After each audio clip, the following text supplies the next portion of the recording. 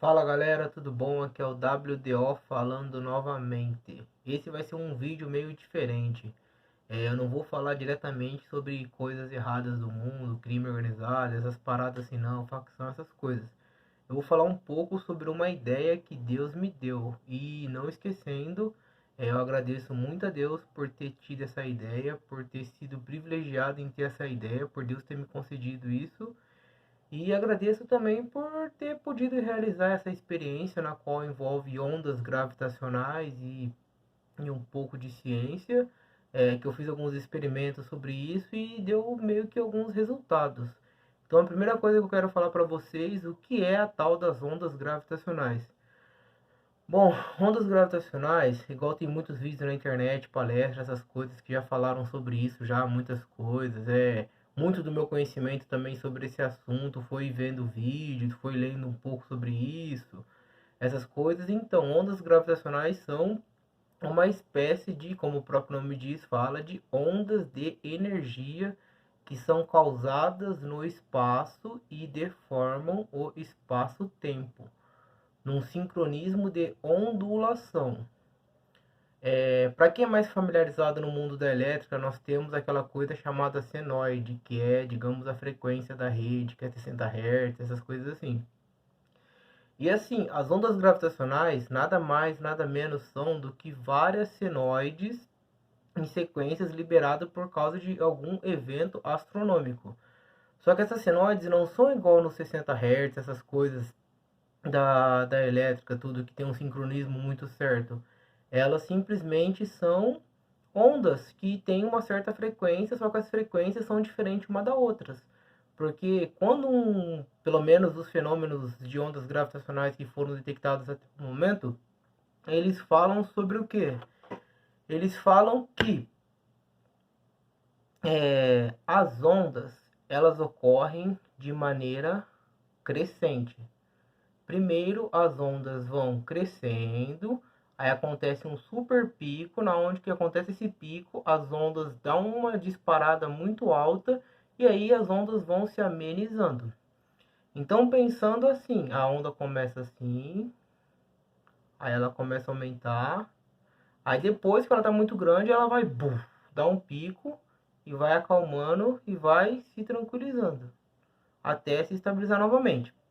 Então, as ondas gravitacionais são geradas geralmente, pelo menos as que foram detectadas até o momento, por buracos negros, fusão de buracos negros, estrelas de nêutrons, ou seja, objetos muito maciços, teoricamente, que possuem grande quantidade de energia. E, em outras palavras, tudo pode gerar uma certa onda gravitacional. Algumas pessoas vão falar que isso é mentira, tudo, não sei o que, mas beleza, cada um com a sua concepção, cada um com os seus questionamentos e tudo mais, mas analisa assim, pensando que o universo fosse teoricamente um oceano. Se dois buracos negros estão se fundindo, o universo não, os buracos negros se fundindo, eles estão causando um certo redemoinho dentro do próprio oceano, que é o universo. Então, ao causar esse redemoinho vai causar as ondas gravitacionais. E assim vão gerando essas ondas. E quando as ondas são geradas, elas são propagadas ao longo do espaço-tempo, do cosmos, do universo, em maneiras tridimensionais, em todos os cantos. E o que acontece? Quando essas ondas passam por um objeto maciço, tipo um planeta, alguma coisa assim, esse planeta sofre uma leve deformação. E por sofrer essa leve deformação, é como se você pegasse uma bexiga. Você pega uma bexiga, aperta, depois você solta a bexiga volta ao normal. E é isso que as ondas gravitacionais fazem. Ao passar por esses objetos, planetas e tudo mais, essas coisas são deformadas levemente de acordo com a energia gravitacional que está passando por aquele objeto naquele momento. Só que assim, como eu falei que todos os objetos podem, digamos que, gerar uma certa onda gravitacional. O problema é que aqui, ainda no planeta Terra, nós não temos, digamos que, tecnologia suficiente para detectar as mínimas das mínimas das mínimas das mínimas ondas gravitacionais. As ondas gravitacionais que são detectadas, elas são geradas por grandiosíssimos eventos astronômicos, fusões, colisões de buracos negros, de galáxias, de estrelas, de muitas coisas que geram muita energia. Mas pensa assim, se o universo é um oceano, um próprio de um cometa passando ao redor do planeta, passando ao redor não, passando próximo ao planeta Terra, esse cometa está liberando energia. Então, esse cometa vai, em tese, né, isso não pode ser comprovado até o momento, esse cometa também está gerando uma certa quantidade de energia, porque no seu deslocamento, passando em alta velocidade, próximo à Terra ou qualquer outro objeto, ele está liberando uma energia, é como se fosse aquelas motos aquáticas, acho que é jet ski, alguma coisa assim, o nome. Então, é como se os objetos estivessem dentro de um oceano, eles vão passando e vão liberando energias, ondas gravitacionais. Isso. Tá, então ondas gravitacionais são essas coisas. Agora, eu vou explicar para vocês, tirando toda essa parte dos vídeos, do vídeo anterior, dos vídeos, sei lá.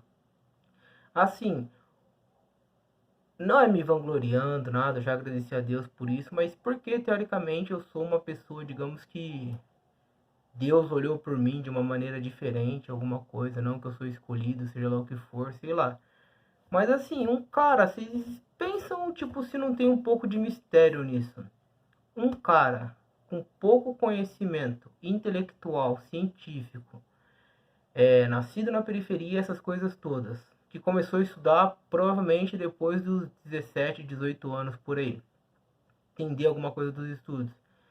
Esse cara, ele pega e começa a ver vídeos sobre o universo e de repente começa a ter várias ideias sobre o universo e que aplicam-se realmente ao universo.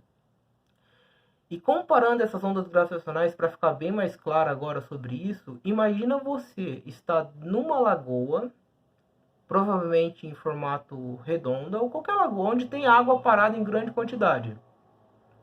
O que acontece? Quando você atira um objeto nessa lagoa, seja uma pedra, seja qualquer coisa que você tirou na lagoa, esse objeto vai cair na água e vai gerar uma onda, correto? Essa onda vai se propagar ao redor da lagoa, até chegar nas bordas e a onda desaparecer. Aí eu pensei, pô, quando eu vi os vídeos de simulação de onda gravitacional que mostravam aquelas ondas, instantaneamente eu tive aquele insight monstruoso. Monstruoso não, que é muito feio. Aquele insight legal. Aí eu peguei e falei, pô, bacana. Isso dá para ser gerado em um ambiente tipo fechado e talvez pode ser que dê certo. Aí eu fui, peguei, realizei, montei um tipo de experimento lá no qual eu fiz numa piscina e gerei certas ondas gravitacionais no lago dessa maneira. Coloquei uns apetrechos lá tudo e realmente as mesmas ondas que o LIGO, aqueles dois laboratórios de ondas gravitacionais lá, que eu esqueci o nome da sigla agora, as mesmas ondas que esses senoides, digamos assim, que eles geram num pedaço de papel, alguma coisa assim, nos computadores lá, aqueles gráficos, eu consegui gerar esse mesmo tipo de efeito de onda de senoide na água. Só que eu estou fazendo esses vídeos apenas como um teste. Isso daqui é um projeto básico do básico do básico do básico. Futuramente eu vou dar uma melhorada, tudo no cenário, essas coisas. Vou fazer montagens explicando tudo certinho. E assim, eu tenho um pouco de conteúdo sobre esses materiais que eu estou falando para vocês, essas coisas, na qual eu vou ir soltando aos poucos. E assim, é fabuloso isso. E essa questão da onda gravitacional foi uma das coisas que deu um impulso assim em mim. E eu fui, tipo, desenvolvi isso e apliquei. Tanto que se vocês pesquisarem, tipo, no G1, como explicar ondas gravitacionais à sua avó, essa ideia surgiu porque, tipo, eu fiz esse experimento, não tinha com quem falar teoricamente, e acabei, tipo, soltando essa ideia para uma pessoa na qual não tinha muita confiança nela. Essa pessoa, tendo um pouco de influência no meio acadêmico, pegou isso e propagou no meio do meio acadêmico. E aí eles foram inventar um experimento de buracos negros dentro de um tanque de água. Só que isso originou da ideia que Deus me deu para poder explicar um pouco dos acontecimentos do buraco negro. Então, essa ideia do tanque de água, teoricamente, é minha e teoricamente é das pessoas que criaram o tanque de água e fizeram tudo com o financiamento dessas empresas que fazem esse tipo de financiamento. E aí, o que acontece? Nesse meio, eles pegaram e mostraram que realmente os movimentos do buraco negro, o disco de acreção dele, aquelas coisas todas, a maneira como que ele consome uma matéria, isso tudo, eles pegaram e conseguiram provar que era um buraco negro teoricamente, só que dentro de uma água não tinha aquela quantidade de energia que ele tinha. Até aí tudo bem.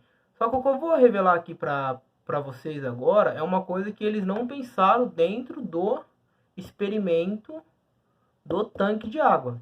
Porque assim, um buraco negro, conforme ele vai consumindo matéria, o que acontece? Ele libera radiação. E os quasares são grandes buracos negros consumindo uma grande quantidade de massa. Por isso que expele muita radiação e são muito fortes em questão de energia. Então, assim, a partir do momento que um buraco negro começa a consumir energia e liberar radiação, isso é meio improvável de ser representado na água. Porque como você vai fazer a água liberar radiação? Só que pensamos, a radiação, ele é o quê? Ela é uma coisa invisível, são ondas também, não são? Só que são outros tipos de ondas radiônicas, sei lá como é que fala. E assim, o que acontece quando você está tomando banho, você fecha o ralo do banheiro, enche de água e depois você abre o ralo, o que acontece? A água escorre tudo e qual que é o barulho que faz no final? Não é esse barulho? Na pia, em qualquer lugar, essas coisas. Funciona dessa maneira. Então, o que acontece? A radiação que o buraco negro expele, olhando para o lado do experimento do buraco negro no tanque de água, é o que? É apenas o som que esse redemoinho dentro do buraco, dentro do tanque de água, está expelindo para fora. Porque, pensa assim, você tem a água lá dentro de um tanque. Futuramente eu vou fazer vídeo mostrando esses experimentos todos. Você tem água dentro de um tanque. Você tem água não, você tem a água dentro de um tanque lá, de qualquer tamanho. Aí vai ter um ralo e uma bomba de sucção para poder puxar essa água para poder gerar o redemoinho. Até aí, beleza. Conforme a água vai sendo consumida pela bomba de sucção para poder gerar o formato do redemoinho, isso vai liberando um som. Esse som é o que? É a radiação que é emitida pelo buraco negro. Não igualmente com aquela energia, aquelas coisas todas, mas fazendo uma analogia para poder se entender. Porque, tipo assim, se você coloca lá, coloca um tanque com, sei lá, 50 litros de água e a cada 1 minuto suga 10 litros de água, só que essa água volta para dentro do tanque e acontece esse ciclo permanente para poder gerar o experimento. Aí você pensa, pô, se a cada 1 minuto consome 10 litros de água, o que acontece? Ele libera uma quantidade de som. Se a cada 1 minuto consome 15 litros de água, ele vai liberar uma outra quantidade de som. Isso está diretamente proporcional à quantidade de matéria que o buraco negro expele. Então, tem muita coisa que eu tenho para falar aqui e deixa eu ver mais o que é aqui. Porque, tipo assim, eu tenho alguns problemas, digamos que, de saúde, assim, sabe? Que futuramente eu vou explicar para vocês. E eu não penso muito bem, apesar de pensar em algumas coisas mirabolantes como essa, mas eu não penso muito bem. Então eu vou ver aqui o que eu posso falar agora. Ah, importante. Por que esse tipo de coisa não foi comentada antes? Mesmo, digamos que as coisas, sabendo dessas coisas, assim. Por quê? Porque isso é uma coisa que está em fase de experimento ainda. Essa experiência que eu desenvolvi sobre ondas gravitacionais, essa experiência que eu acabei de mencionar para vocês, são fases de testes que são aperfeiçoadas a cada dia. É, e o porquê que isso não foi divulgado à população ainda? Porque assim, eles só divulgam as coisas, tipo, as coisas só são divulgadas quando elas estão plenamente funcionando. Imagina você está com um protótipo de fazer um carro de Fórmula 1 super rápido, mais rápido que a da Fórmula 1 atual. Aí você para, pensa e fala, pô, eu vou sair fazendo propaganda disso antes de eu ter feito uns experimentos e ver que funciona? Ou eu vou divulgar tudo como funciona depois que estiver 100% pronto? Para falar, não, ó, tá funcionando, é assim, agora divulga. Beleza, dessa forma.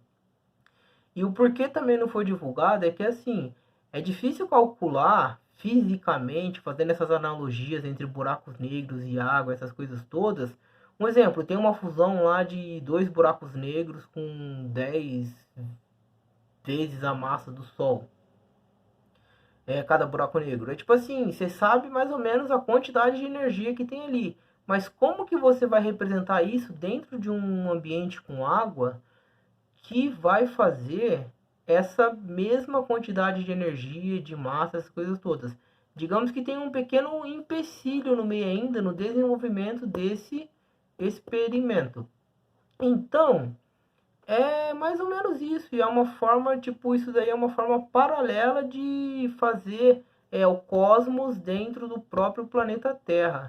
E assim como essa onda dos experimentos de ondas gravitacionais que eu acabei de mencionar, teve um outro. Vou dar um. Isso é assunto para outro vídeo, mas eu vou dar uma palhinha para vocês aqui agora. Assim, o elétron tem o princípio lá de Heisenberg lá, que sabe que nunca dá para saber onde o elétron está. Só que todo mundo fala que o elétron, todo mundo não, as pesquisas mostram que o elétron se comporta de duas maneiras, como onda e partícula. Uma forma, se ele estiver sendo observado, ele se comporta como partícula, se ele não estiver sendo observado, ele se comporta como onda. Tá, beleza. Voltando lá às coisas de química antigamente, lá das camadas de valência e tudo mais, os elétrons, eles ficam na última camada de valência, certo? Não em todas, mas não na última exatamente, mas ele está presente em todo o redor do átomo. E o elétron está nos spins sempre girando. Se é um elétron de um orbital, tipo o hélio, o hidrogênio, ele está só em uma posição. Se é um elétron com dois orbitais, ele está em uma posição X e numa posição Y. Se é um elétron com, sei lá, três orbitais, ele está na posição X, Y, Z. E assim vai aumentando até todo o núcleo atômico ficar rodeado de elétrons. E o que acontece? Quando o elétron está de um lado, ele não pode estar do outro. E se ele está do outro, ele não pode estar naquele. E assim, quando você vai detectar o elétron em um lado do átomo, ele nunca está naquele lado. Quando você vai para aquele lado, ele nunca vai estar ali. E toda vez que você está olhando diretamente para um lado do átomo, o elétron nunca vai passar por ali para poder ser observado. Ele está sempre mudando constantemente. Isso é o princípio de Heisenberg lá que eles falam que eles falam, né? Quando eu falo eles falam, são os cientistas, essas coisas todas que são inteligentes pra caramba. Eles falam que devido a esse princípio, nunca dá para saber exatamente onde um elétron vai estar. E isso ocasiona o que? O princípio de Heisenberg, que é o princípio da incerteza. Só que eu tive uma outra ideia para poder fazer o que? Travar o elétron em um canto do átomo e assim conseguir fotografá-lo, o elétron. Não fotografar o caminho que o elétron faz, fotografar a sua trajetória, seus orbitais, e sim fotografar o próprio elétron travado dentro de um lugar. Eu tive a oportunidade de falar isso com um físico que eu tenho muito respeito por ele, que eu confio nele, e ele me disse que o elétron ele é muito, digamos que volátil. Qualquer coisa, impulso que ele recebe, ele é liberado da camada de valência e vai para o espaço, já era. Só que, tipo assim, se você parar e pensar, você conseguir achar os posicionamentos corretos, a quantidade de energia certa, fazer uma grande armadilha para o próprio elétron, o que você vai fazer? Você consegue travar ele. Isso entra nos quesitos de mecânica quântica, essas coisas assim. Só que isso também pode ser, digamos que, refletido sobre que a mecânica quântica é uma coisa tipo muito incerta, tem muitas pesquisas sobre isso, tem computadores quânticos, tem tudo isso, só que é um mundo tipo assim muito louco, que não, desculpa, eu tenho esse costume mesmo, são problemas de saúde que eu, às vezes eu não consigo segurar, mas tudo bem. Às vezes, no mundo quântico, tudo é muito incerto, são muitas partículas, são muitas coisas prioritárias, mas o que está presente em todas elas, independente, que é a base de tudo, é o elétron. E agora só mais uma palhinha básica para vocês falando sobre gravidade. Gravidade é o que? As forças principais na qual empurram um objeto a um centro de massa. Tá, beleza. Aí analisando, temos o planeta Júpiter do nosso sistema solar com a maior gravidade, tipo medida até um medido não, tipo calculada até o momento. Temos o Saturno que tem uma gravidade relativamente baixa, mas tem muitos satélites também.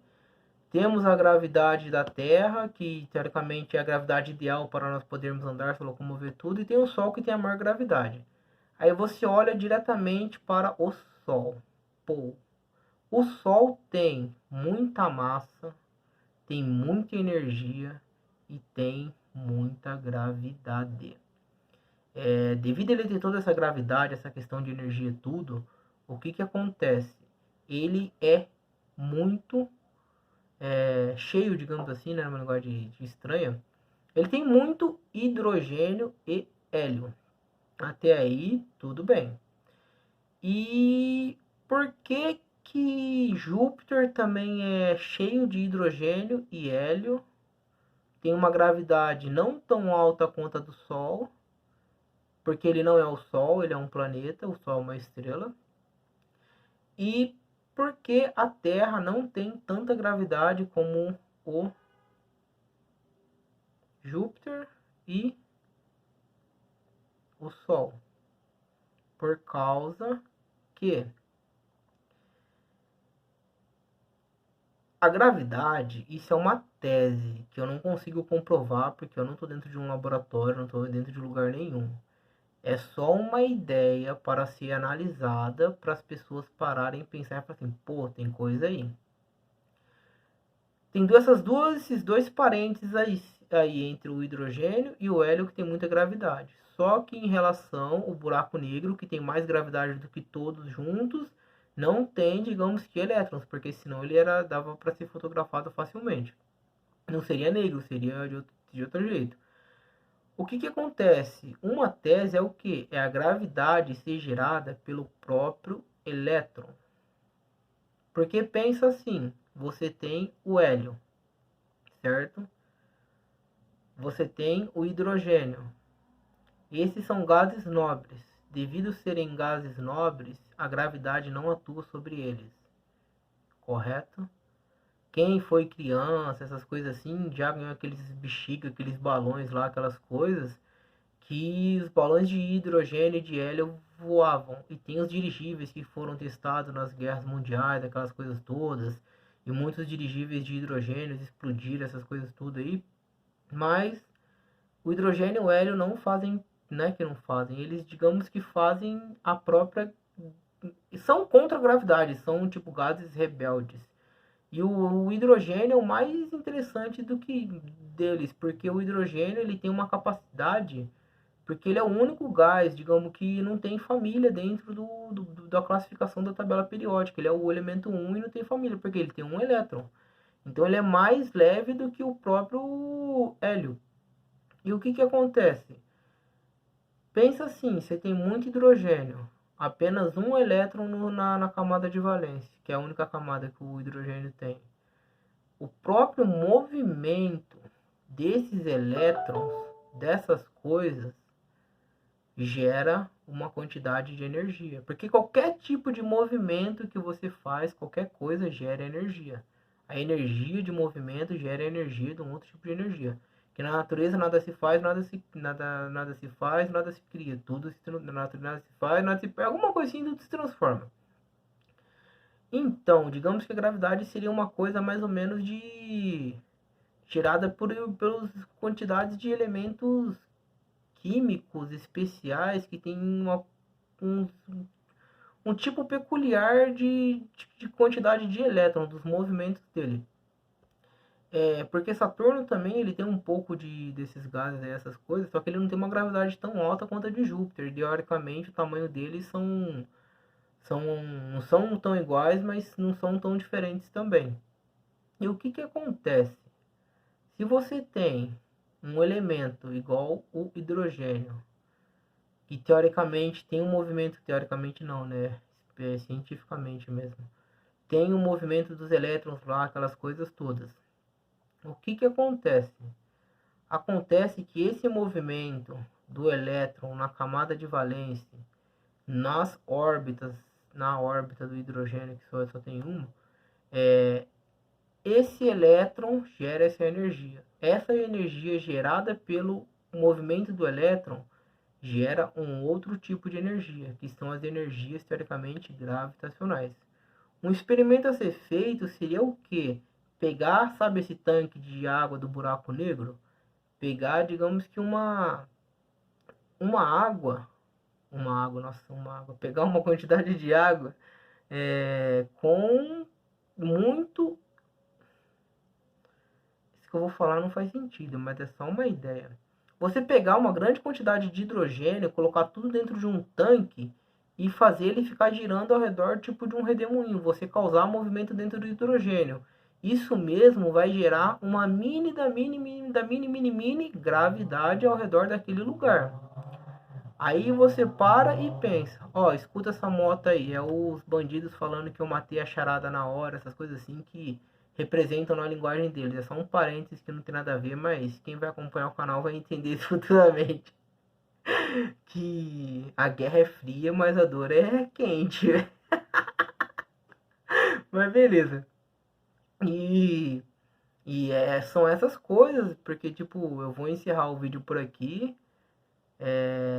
Tá de bom tamanho já. Já falei muito hoje. Ninguém vai ver isso, eu acho. Mas se alguém ver, tá valendo. Importante que alguém viu. Mesmo que pessoas comuns não vejam, tem pessoas não comuns vendo isso neste exato momento. E o meu foco está direcionado para essas pessoas. Esses olhos que me olham e mostram como que o mundo funciona. É para isso, para mostrar que esse louco, doido que tá